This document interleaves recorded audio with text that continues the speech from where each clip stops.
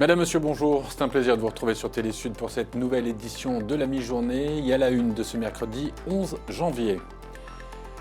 Chrysoula Zacharopoulou, la secrétaire d'État auprès de la ministre des Affaires étrangères, était au Burkina Faso où elle a rencontré ce mardi le président de transition, le capitaine Ibrahim Traoré, pour réaffirmer l'engagement de Paris auprès de Ouagadougou dans sa lutte contre l'insécurité.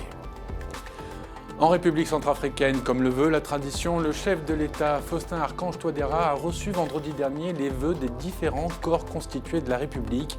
L'occasion pour tous de féliciter le président pour les efforts consentis en 2022.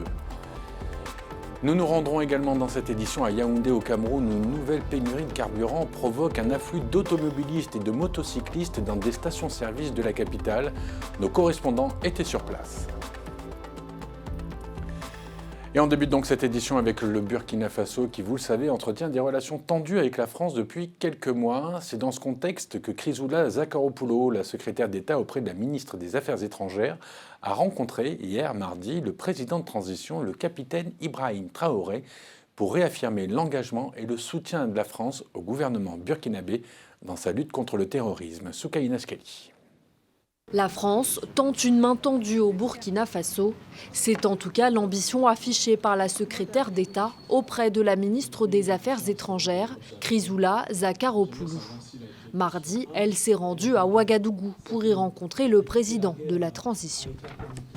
Je suis venue pour porter un message clair, celui de la constance de l'engagement de mon pays, de la France, dans un moment existentiel.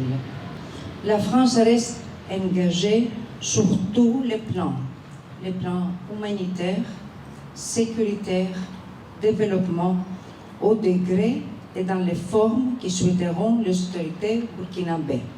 Pendant près de 2 heures, les deux représentants de Paris et de Ouagadougou ont échangé sur la situation sécuritaire du pays et sur la forme que leur nouveau partenariat pourrait prendre. Pour la secrétaire d'État française, il n'est plus question pour la France de lutter contre le terrorisme à la place des partenaires burkinabés, mais de le faire avec eux, selon leurs besoins et à leurs demandes. Concernant leur simple, nous restons présents aussi longtemps que notre présence est souhaitée. Nous sommes dans un pays souverain. C'est au pays de déterminer les choix de ses partenaires. Ces derniers mois, les relations entre le Burkina Faso et la France se sont dégradées, en témoignent les multiples manifestations anti-français. Dernière tension en date, il y a une semaine, les autorités burkinabées exhortaient l'ambassadeur de France au Burkina Faso à quitter le territoire. Une situation en voie de résolution d'après l'ambassadeur Luc Alad en personne, qui a déclaré que les deux pays ont convenu d'un traitement de ce dossier en bonne entente et dans les formes diplomatiques. Et toujours au sujet du Burkina Faso, hier, lors d'une allocution à la télévision nationale, le secrétaire général du gouvernement et du Conseil des ministres, Jacques Sostène Dingara, a annoncé les nominations de Boubacar Sawadogo comme ministre en charge de la jeunesse en remplacement de Issouf Sirima et l'arrivée du docteur Amadou Diko au poste de ministre délégué aux ressources. En République centrafricaine, vendredi dernier, les chefs de toutes les institutions du pays, notamment celle de l'Assemblée nationale ou encore la Cour constitutionnelle, ont présenté, comme le veut la tradition, leurs vœux au président de la République, Faustin-Archange Touadéra, qui était accompagné de son épouse. L'occasion pour tous de rappeler leur engagement et leur fidélité au chef de l'État. Aymeric Torignon. Ambiance solennelle au palais présidentiel de la RCA vendredi. Plusieurs hautes personnalités se sont succédées au pupitre à l'occasion de cette cérémonie consacrée à la présentation des vœux au chef de l'État et son épouse. Faustin-Archange et Brigitte Touadéra ont reçu, entre autres, les souhaits pour l'année 2022 du bureau de l'Assemblée nationale, des membres du gouvernement, la Cour constitutionnelle ou encore le Conseil économique et social. Occasion pour le Premier ministre d'évoquer les différentes crises gérées par son gouvernement en 2022, notamment les tensions inflationnistes causées par la hausse mondiale du coût des produits pétroliers et la situation sécuritaire qui n'ont pas pour autant empêché le pays d'enregistrer contre toute attente une croissance économique positive. Si l'impact de cette crise importée a été exacerbé, d'une part, par la rupture de l'aide et d'autre part par une conjoncture difficile, il convient de remarquer que la résilience du peuple centrafricain a permis de maintenir une évolution favorable du taux de croissance, qui est passé de 1% en 2021 à 1,7% en 2022.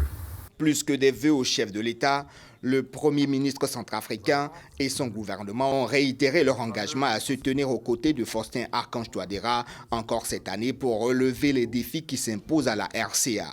Excellence, Monsieur le Président de la République, chef de l'État, je tenais à réitérer l'engagement du gouvernement de poursuivre en 2023, conformément aux orientations de votre Excellence, les réformes impérieuses engagées à l'effet de mobiliser les ressources budgétaires domestiques et créer des conditions favorables à une société plus inclusive, une économie plus ouverte et l'amélioration des capacités de nos populations.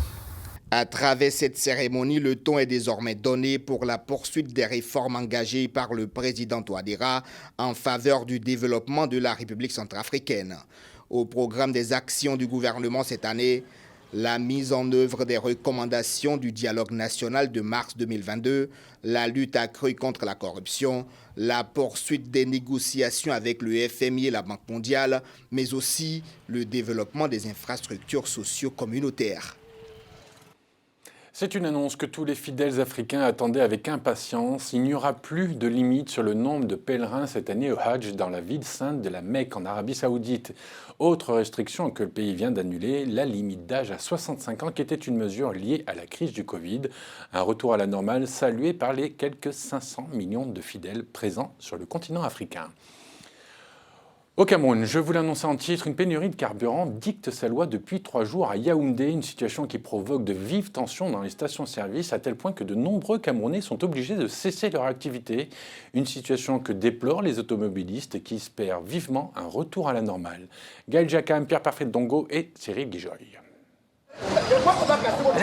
On se croirait dans une jungle où seul le plus fort domine, que non, loin de ce scénario. C'est l'atmosphère qui prévaut depuis cette matinée dans les stations-service de la ville de Yaoundé. De longues files d'attente, des automobilistes en colère et réfractaires à toute prise de vue. L'ambiance paisible des jours ordinaires a cédé la place ici à l'anarchie et pour cause, la pénurie de carburant observée depuis 3 jours. Moi j'ai parcouru de Kouabang jusqu'à Olezoa. J'ai parcouru au moins 20 stations, mais il n'y a pas de carburant. Depuis 5 heures que je suis dehors là. Moi c'est dommage, il faut qu'on trouve une solution par rapport à ça. On continue d'attendre puisque nous sommes à la réserve là. On ne peut ni bouger, on ne peut qu'attendre. Et si ce n'est pas possible, on va garer les véhicules à la station. Il y a même fait toute la ville de Yaoundé. Il n'y a pas le carburant. Il y a de cela même 3 jours, on souffre. Nous on va donc faire comment? On a comme servi un peu le matin, après on a arrêté. Moi j'ai justement à partir ailleurs, je ne sais pas. Le précieux liquide se fait de plus en plus rare dans les points de distribution de la capitale politique où taximens, mototaximens et personnel cherchent désespérément à s'en procurer peu importe le prix. Il n'y a pas de problème. S'ils veulent, ils augmentent comme ils veulent. Nous, on veut le carburant pour travailler. Une rupture dont l'origine reste jusqu'ici inconnue, entraînant un arrêt forcé des activités. Les responsables sont là, ils ne nous disent rien. Il y a même un camion de la SPC qui est venu là tout à l'heure, lui-même carburé. On ne comprend rien. Avec les problèmes que j'ai là, je ne sais pas comment est-ce qu'il va faire pour gérer ça.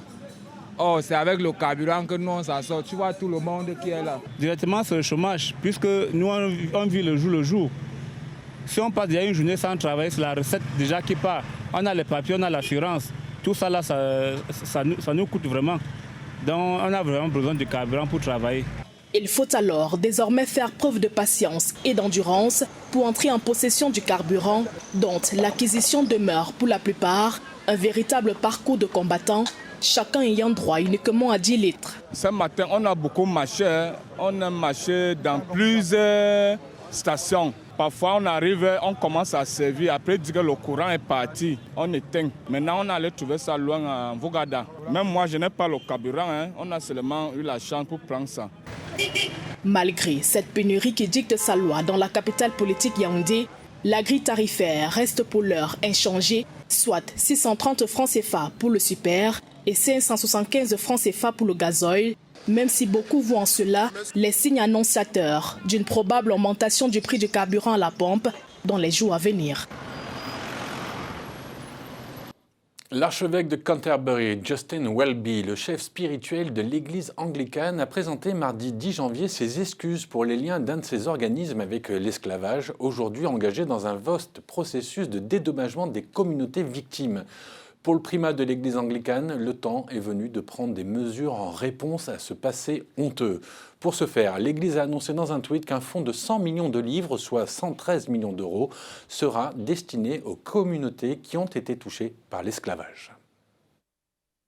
Les commissaires de l'Église d'Angleterre ont publié leur rapport complet sur leur lien historique avec l'esclavage transatlantique et ont annoncé un nouvel engagement de financement de 100 millions de livres sterling en réponse aux conclusions du rapport. Aux États-Unis, les inondations font à nouveau l'actualité et des victimes en Californie. En 10 jours, près de 17 personnes sont décédées, un bilan provisoire qui pourrait s'alourdir puisque selon le gouverneur de l'État, des pluies torrentielles sont attendues pendant encore une semaine. On fait le point sur la situation avec Mathieu Nicolas. Deux voitures piégées dans un énorme trou au milieu de la route. Une scène que l'on pourrait croire tirée d'un film. Aux États-Unis, des intempéries s'abattent sur la Californie, allant jusqu'à créer des glissements de terrain. Mardi, l'État était à nouveau frappé par des pluies torrentielles, coupures de courant, inondations, déracinement d'une grande quantité d'arbres et des routes majeures coupées. Les tempêtes successives ces dernières semaines ont déjà fait 17 morts, du jamais vu aux États-Unis. C'est probablement la pire inondation que j'ai vue ici depuis que j'y vis depuis 1984.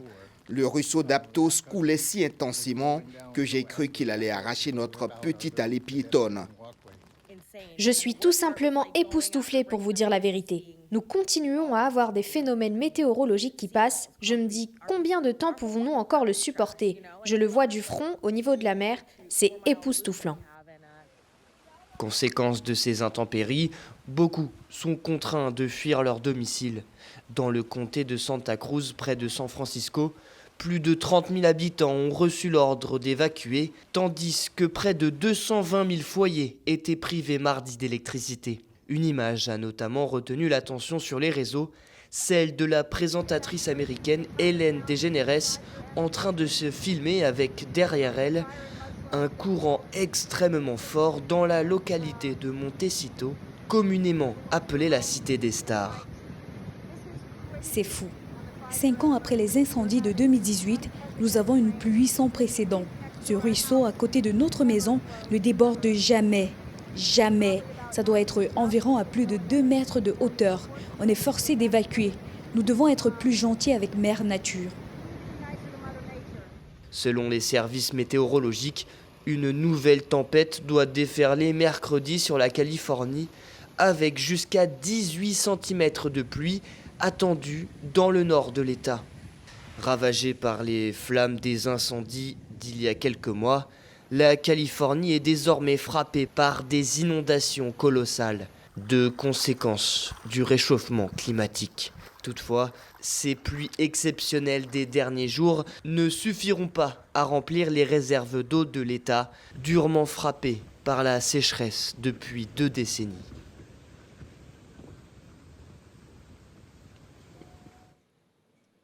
En France, la Première ministre Elisabeth Borne a annoncé, comme prévu, le contenu de la réforme des retraites qui va être discutée au Parlement dès le mois de février pour une mise en application à partir du 1er septembre 2023. Alors, report de l'âge légal de départ à 64 ans à partir de 2030, 43 ans de cotisation nécessaires à partir de 2027, prise en compte de la pénibilité et suppression des régimes spéciaux. Voici ce qu'il fallait retenir de cette annonce. Des mesures inacceptables pour les partenaires sociaux qui ont déjà annoncé une journée de mobilisation le 19 janvier. On écoute Laurent Berger, le secrétaire général de la CFDT. Les organisations syndicales appellent les salariés à se mobiliser fortement dès cette première journée du 19 janvier dans l'ensemble du territoire et à participer aux différentes initiatives organisées en intersyndicales. 6 personnes blessées à l'arme blanche ce matin, gare du Nord à Paris. Les crimes antisémites en hausse de 41% à New York en 2022. Et au Pérou, une enquête pour génocide ouverte contre la présidente Dina Boluarte. C'est le reste de l'actualité préparée pour vous par Lorraine Mabou. À Paris, au moins 6 personnes ont été tuées lors d'une attaque à l'arme blanche ce mercredi matin à la gare du Nord. La police a rapidement interpellé l'assaillant. Il est actuellement hospitalisé après avoir été neutralisé par les forces de l'ordre qui ont dû faire usage de leurs armes. Selon des sources policières, son pronostic vital est engagé. Le ministre de l'Intérieur Gérald Darmanin et le préfet de police de Paris, Laurent Nunez, se sont rendus sur place vers 9h30 ce matin. Le motif de l'attaque n'est pas encore déterminé. L'hypothèse terroriste n'est pas envisagée pour le moment. Le trafic ferroviaire reste donc perturbé et l'accès à plusieurs quais est bloqué. Dans l'État de New York, les crimes de haine antisémites ont augmenté de 41% en 2022 selon une analyse des données sur les crimes menée par The Allgemeine. 293 incidents antisémites au total ont été enregistrés en 2022 contre 207 en 2021. Pour le seul mois de novembre, pas moins de 45 crimes haineux motivés par l'antisémitisme ont été recensés contre 20 en novembre 2021 selon les données de la police de New York, soit une augmentation de 125%. Environ 6 millions de Juifs vivent aux États-Unis et 2 millions dans l'État de New York. New York est le deuxième État juif du monde derrière Israël. Au Pérou, la procureure Patricia Benavides a décidé d'ouvrir une enquête préliminaire sur la répression des manifestations antigouvernementales qui ont fait 40 morts depuis décembre dans le pays. Cette enquête vise la présidente Dina Boluarte, le président du Conseil des ministres Alberto Otarola, le ministre de l'Intérieur Victor Rojas et le ministre de la Défense Jorge Chavez. Lundi, 17 civils ont été tués lors d'affrontements survenus dans la région de Puno, dans le sud du Pérou. Les violences se sont poursuivies mardi et un officier de police est mort dans l'incendie de son véhicule. Des organisations de défense des droits de l'homme ont accusé les autorités d'utiliser des armes à feu contre les manifestants et de lancer des fumigènes depuis des hélicoptères. Cette nuit à Beverly Hills, en Californie, les Golden Globes ont fait leur grand retour. Alors si Steven Spielberg a reçu le Golden Globe du meilleur réalisateur, Cate Blanchett et Austin Butler ont reçu le prix d'interprétation, c'est une petite phrase du maître de cérémonie, l'humoriste afro-américain Jerrod Carmichael, qui a rappelé à tous les accusations de racisme, de sexisme et de corruption qui visent l'Association de la presse étrangère de Hollywood, qui remet ses prix. On l'écoute. Cette émission, les Golden Globes Awards, n'ont pas été diffusées l'année dernière parce que la Hollywood Foreign Press Association, dont je ne dirais pas qu'elle est raciste, n'avait pas un seul membre noir avant la mort de George Floyd. Et je vais vous dire pourquoi je suis ici. Je suis ici parce que je suis noir. Avant de terminer cette édition, une fois n'est pas coutume, je vous emmène dans le nord de la France, à Dunkerque, où jusqu'au mois d'avril, la ville va vibrer au rythme de son carnaval. Un carnaval dont les origines remontent tout de même au début du XVIIe siècle. Souila Sbahi. Après 3 années d'absence en raison de la pandémie de Covid-19, le carnaval de Dunkerque a fait un retour triomphal en ce début d'année 2023. Près d'1 millier de Dunkerquois déguisés aux couleurs locales ont défilé dans les rues de la ville pour célébrer la première bande de la saison qui se poursuit jusqu'à mi-avril. Un moment fort pour les habitants de Capelle-la-Grande qui chérissent particulièrement ce rendez-vous annuel. De la joie de reprendre le carnaval. L'année passée déjà, quand ils nous ont annulé le carnaval, ça a été très dur. En 2021, là on le savait, mais 2022, à la base on pensait le faire quand même. Et malheureusement on n'a pas pu le faire parce que l'épidémie avait remonté. Et donc là c'est que de la joie là. Parmi les principaux carnavals de France, le carnaval de Dunkerque trouve ses origines au XVIIe siècle, lorsque les armateurs offraient un repas et une fête aux marins-pêcheurs avant de partir pour 6 mois de pêche au hareng en Islande. Une tradition historique de cette ville des Hauts-de-France qui a su perdurer dans le temps. Exactement, vous avez la réponse de ce qui est l'anti-morosité ici même. Donc voilà, donc on va se retrouver, on va oublier le quotidien, on va enlever les barrières sociales, et on va être entre nous, c'est la vraie chaleur humaine dans le nord, à Dunkerque et à Capelle-la-Grande aujourd'hui, voilà. L'événement phare du carnaval est le jet de hareng prévu à Dunkerque le 19 février, un moment qui rassemble habituellement des dizaines de milliers de carnavaleux devant la mairie de la ville portuaire. Allez, pour terminer cette édition, on part à Savalène, en Norvège, où même si la saison des fêtes de Noël est terminée partout dans le monde, dans ce village était organisée le week-end dernier une compétition de Père Noël qui a réuni 80 participants du monde entier. Une compétition qui existe depuis 20 ans, au cours de laquelle les Pères Noël doivent emballer des cadeaux le plus rapidement possible, lancer des sacs de lettres et participer à un relais de traîneau. Et cette année, ce sont des Français venus de Haute-Savoie qui ont remporté le prix du meilleur Père Noël.